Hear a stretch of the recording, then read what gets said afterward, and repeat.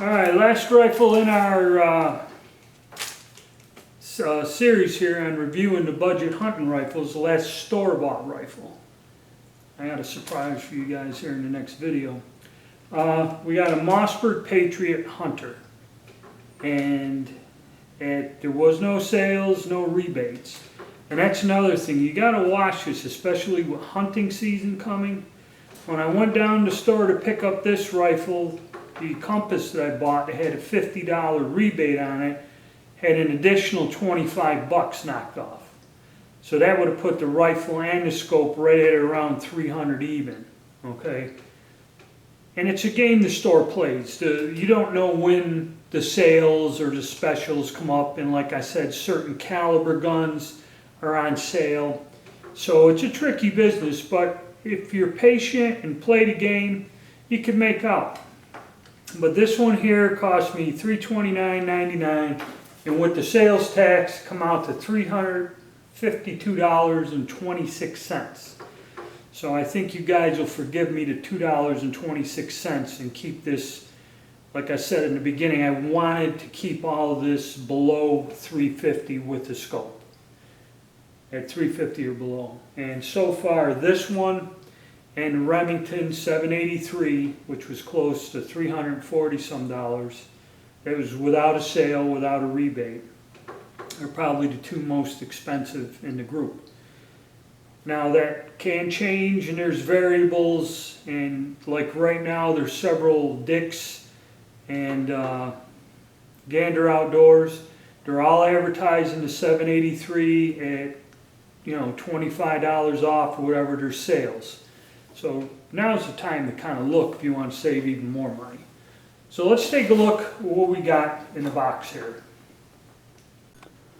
Alright, this is how she comes, and probably compared to all the other guns, there's some features on this gun that are different, but what actually comes in the box with it, it's a little bit more sparing than others. That's what you got there. Let me change the camera angle with this. Okay. My rifle scope here. You have a simple owner's manual and a gun lock. Mossberg sticker. And I believe this is the instructions for the scope, just all wrapped up in a little tube. Be careful not to lose that. And on this end of the box, that's it, the bolt. Now the bolt has a warning sticker on it, and if you read it, it tells you basically, it even shows you a diagram. When you got this piece here, I guess the sear, the bolt should be like this, and this other tab should be here. Don't, and what this is warning you to do is not to twist this or whatever before you install it into the gun. So, but that's about it. You know, a sticker, a gun lock, and like I said, compared to the others, the manuals appear to be a little bit more detailed, and you know, you get, and there is no, unless that wrench is in this thing somewhere. All of them gave you a little Allen wrench to adjust the scope. Ah, yeah, it's in there. The Allen wrench is in there because they're all metric, which makes me believe they're all foreign. Alright, we'll take a look at it closer up now. But that's what you get in the box. Okay, looking through the paperwork, this scroll that comes with the scope basically just tells you how to mount it and everything, and some information on there and the warranty. And there is a little Allen wrench with it, and you can use that to probably tighten these bolts down up here. Now, this gun does have an adjustable trigger on it, okay? And out of all the guns that I've tested, I will show you with the manual. Probably this is the simplest one to adjust. You will have to pull the stock off to get to the trigger mechanism. I'm not going to do that in this video, but I'll show you here with the manual. And basically there's no nuts to loosen. Most of them you got to loosen a little tiny nut in there. There's 2-3 nuts I think on the one on the compass, and the Remington has an adjustable trigger, and there's like one nut you loosen and do a set screw with an Allen wrench. This here is pretty simple. You know, one screw inside the trigger mechanism, one way, you know, clockwise. I think clockwise increases the trigger pull and counterclockwise decreases the pressure. So out of all of the 5, and there's only 3 with an adjustable trigger, this is probably the simplest, easiest one to adjust the trigger without getting all complicated or anything coming loose on you. The reason I kind of don't like the little nuts is because they're small, they're in there. You either have to get a real tiny little wrench, and there's always the problem of, you know, it's inside the stock, you can't see it. If you don't tighten it down right, those nuts can come loose and create a problem. That's why I kind of don't like that. It's my personal feelings on it. I mean, it probably works, you can adjust it and everything. And the bolt, we just put it up in there and away we go. So that's it, pretty simple bolt, getting a bolt in the gun. Alright, now we're going to get it up on a rest. We're going to take a look at it, and I'll go over the stock and some of the features on this gun. Okay, first thing we're going to look at is the scope. This scope does have a name on it, Dead Ringer 3x9x40, just much like the rest of the scopes there on the other guns. They're all in the same class. This one is a little bit different than the ones Remington put on, and I did do a video on remounting the scopes and everything, but you know, like I said, this is for off the shelf, just take it out and hunt. Now if you look at the gap on the scope rings, there's a gap there and it's fairly equal on both sides. So that's been mounted correctly, at least an attempt has been made.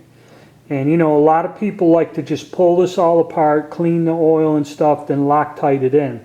There is one guy that does not Loctite. He just uses the torque screwdriver and torques it down. What I am going to do personally is I'm going to go and torque the rings up here, which are probably 3mm Allen head screws. And I'm going to use my, right now, in the one video I said something like 17 inch-pounds torque. I'm going to use 15. I found 15 is adequate, and it draws it down pretty tight. You don't want to go too tight and break the scope. So all I'm going to do is torque that down, torque these down with the screwdriver, and then take it out and see if it moves. Now if the rings are good and smooth and don't have a burr like on the Remington, I'm going to measure the distance between the ring and the back here, shoot it and check it again with the calipers or a little ruler or something. And if it didn't move and it stays put, I'm going to leave it alone. And the scope is set. Supposedly these are all factory bore sighted. The relief is correct the way it is. When I pick the gun up and shoulder it, it looks good. It looks like it's square. Okay, it's just a double checking of the tightness of the rings, and then we'll see what happens when we go test fire it, if it moves or not. Alright, now we'll take a look at the other features on the gun. Alright, the stock. Like all these guns, synthetic stock. This one, I don't know if it has some styrofoam in there that it's not quite hollow. The recoil pad seems a little stiff, but if you look, there's like cells, there's soft spots, there's cells in here. So this is a little bit different. And it just says Mossberg on there. So the recoil pad is different than the ones on a Remington, and we'll see how they absorb the recoil. It's a standard style stock, which I kind of like. Like I said, this thing fits me well. I like it. Along the classic rifle lines, it's just a synthetic stock. And what they do is they have a mild inscribed area, you know, like a little line in there, and they have this pebble or sandpaper-like surface both here at the wrist and up here, kind of mimicking checkering, you know, like on the old wooden stocks. It does have a raised cheek piece on there. It does have the metal inserts to mount your sling, which the Remingtons are the only one that have them molded right into the stock, which some people find as a, you know, detraction to the gun itself. But the stock is fine, you know, as is. Now compared to all of these, probably this one and the Compass, I wouldn't change the synthetic stock that comes on. They fit me well, the gun shoulders well, it feels well, you know, to me, it doesn't feel awkward or whatever. I like them. The only thing about this gun compared to the Compass is this one is a little bit more forward heavy. You can feel the weight on the rifle. Okay, where with a wooden stock probably it'd be, the balance would be better. The balance on the Compass is better, and I wouldn't change the stock the way it is on the Compass either. So as far as the stock goes, I'd say the Compass probably as is, and I won't change it. And then this Mossberg comes in second, and I really don't see a need to change this to a wooden stock other than that's your preference. As is, it balances fairly well and handles well. Now, dollar bill test. As compared to the Remingtons, they're free floated, but pretty tight. This goes in there, you can tell there's a lot of room right up to the point where it should be. So we do have a free floater.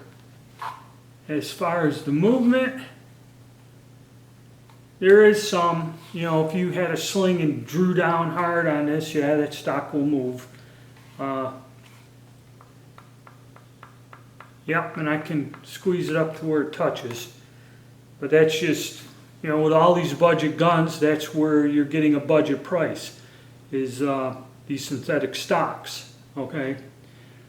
In normal conditions for the normal hunter, I don't really see that as a problem, but it is free floating as is, and I don't see a problem with it. Now, while we're up here, this does have a drop, and this rifle is in 270, so that's kind of a longer action. This isn't like a 308 or something with a short action. This would be considered a long action on this gun. Now it has a drop-down box magazine. All of these are a little bit different. This one here, your latch is up in here in the stock, and when it comes out, also the Mossberg, everything's plastic, the follower, the whole box and everything. People just don't like plastic. I think the spring is probably metal, but the rest of the magazine is completely plastic. You got a tab in the back, and unlike the others that have a latch, you just have a tab up front, and your latch is up in here. But goes in fairly easy, comes out. The only distraction or thing that people said they didn't like is it's all plastic, but if it functions, or like a lot of people tell me, get a spare, so in case it does break, you got a spare one while you're out hunting. Could be a durability question. And again, attached with 2 Allen head screws here and here. And then that's how you would pull the stock off and access your adjustable trigger. Now this is, I guess it's got a little lightning bolt in there. This is the lightning trigger. Okay, for those of you that want to get into it.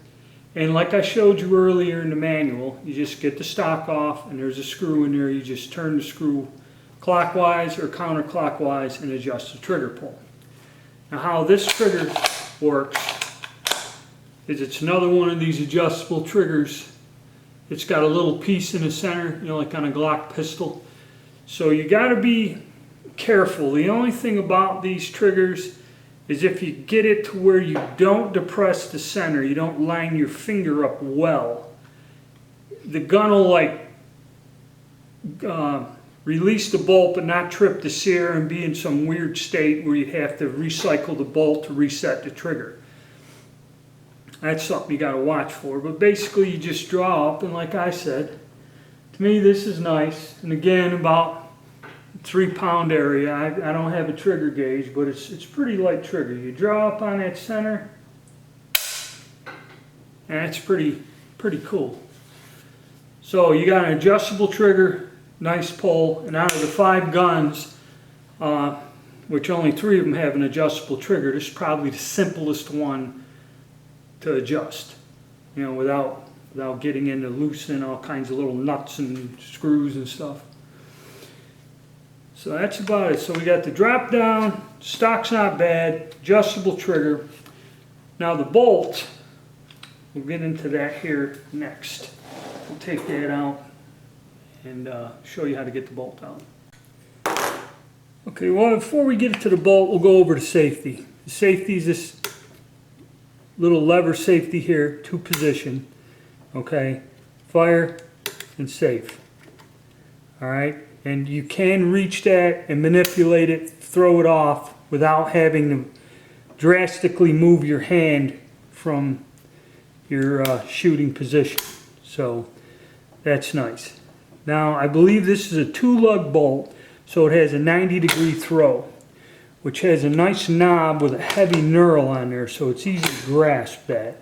Comes up, clears the scope fairly well. You can keep your thumb on it, won't hit the scope, and when you palm it, you know, operates smoothly.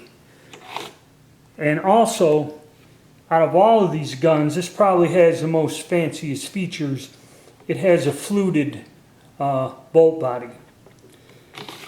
Now, as for the bolt release, on this gun here, on the left side, there's just a lever, sheet metal lever, right there. Draw your bolt back, push down on it, and the bolt comes out free and clear. And like I said, 2-lug bolt. They're all pretty much the same. They're all secured in with a pin that goes through the center. It's a nice handle, shaped well. You know, and there's your sear and all that other stuff. So pretty simple, and does have that neat fluted feature, which, you know, one way or the other, just kind of fancy, looks good. This gun probably has the most fancy features compared to the other ones, which is this spiral fluting on the bolt, which is pretty neat. If, you know, if that's something you like, a little flashy to show off. And to get the bolt back in, you just set it in the receiver, line it up, and then just push forward. Okay, very simple. It's a simple release. Where the Savage, you got to push down, pull the trigger, pull back, all this other. This is pretty much a simple, basic bolt release in that, which is nice. As far as the action's fairly smooth. It doesn't really bind up too terrible. Not like the, probably with some oil and getting that grease off would be better. So the bolt action is pretty smooth and nice on it. And like I said, it has that fancy feature. Now we'll look at some of the other stuff. Okay, our barrel is attached with the washer and lock nut. These are all very similar. 3 of the guns are like that. The 783, the Savage Access, and this Mossberg. They all have the same style system. Okay, because like I said, you can call it the Savage style. Savage is the company that developed this for ease in manufacturing. It's easy to headspace the barrels and tighten them into the action and get it right. I mean, they are different. The barrels won't interchange. Somebody commented, well, the Savage is this thread diameter and the Remington. That's not what I'm saying. It's the similar way of mounting it to the action is similar. And that is to help with production costs and that's why you'll find that on these guns. The 770 is pressed in, and I believe the compass is threaded into the receiver like on a standard gun. And there's a look at your spiral fluted bolt. Your bolt handle, better look at it, and the safety, highly visible red dot. And as we come down, also another feature which is more like just to be sporty or flashy is this gun has a fluted barrel on there, which is supposed to be like to reduce the weight or something and make the gun lighter. And it's just a nice feature if you're into that, you know. And again, we have on this particular gun, we have a recessed muzzle, if you can see that. All the rifles have a similar recessed muzzle except the Savage Access, which just has a plain barrel. They don't have the recessed crown, as I guess it's called, kind of to protect it. Well, that's about it on this gun here. Okay, and I just found out there is one thing that is very different about this rifle than the other ones. About the only detraction I found on other reviews is somebody said that the screws really only go in 2 or 3 threads to hold the action together. And you know, I don't know about that. I'm not going to pull the stock off and look at it. If that is a problem, I'll go over it as we go to testing and shooting it, if the stock comes loose. And the other thing was, people just don't like the fact that the magazine's all plastic. But if it works, okay, who cares, all right? And another thing about this magazine, which I just found out, all the other guns in the standard calibers usually hold 4 rounds. Be your smaller ones like the 308, the 243, 270. And then when you get into the larger, like the 300 Win Mag or something, or them larger calibers, they only hold 3 rounds.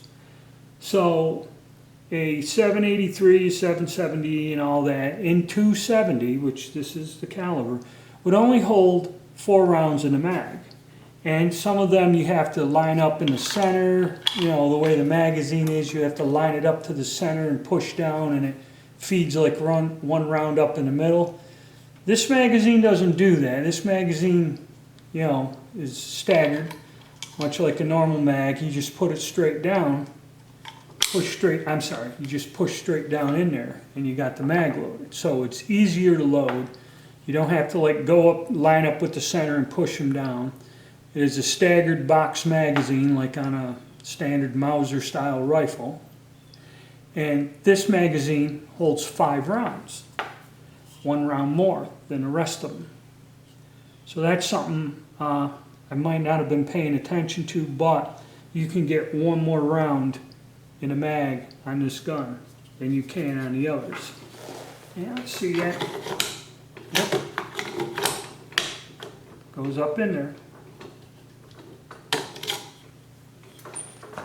Alright, so that's another thing. 5-round magazine, at least in the 270. So that is one thing that is different on this rifle than the others. The mag capacity, and again, you know, a little bit of a eye candy, you want to call it, with the fluted barrel and spiral bolt. And for like and if you don't like the synthetic stock, for like another $150, getting up close to $500, you can get a better grade scope and a wooden stock on this gun. So that's one thing about this. This is like the bottom end. You can get this gun with a nicer stock and scope, I believe, for about $150 more or so, something like that. So that's another thing. Few features on this rifle different from the others. We'll take it out, put some rounds through it, and we'll see how it stands up, you know, in terms of accuracy and durability.